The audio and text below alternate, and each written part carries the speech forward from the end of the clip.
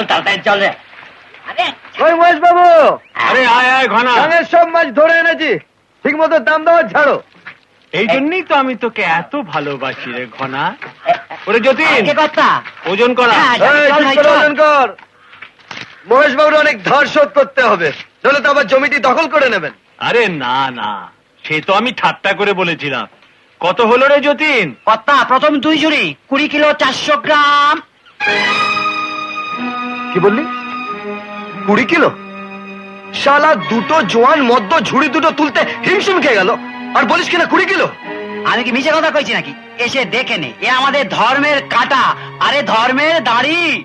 শালা দেখি তো তোর ধম্মের দাড়ি। এই মাল্লা বাদাও, শালা ধম্মের কাঁটা দেখাচ্ছে। হ্যাঁ? সে কি রে, তোর ধম্মের কাঁটা যে একদিকে কাত হয়ে গেল। এই শালা, এটা কি? ও কিছু না, আমি কি করে জানবো? তুমি জানো না? না। তোমার বাপ জানে? চোখ কাকে রাঙাচ্ছ মহেশ মান্না?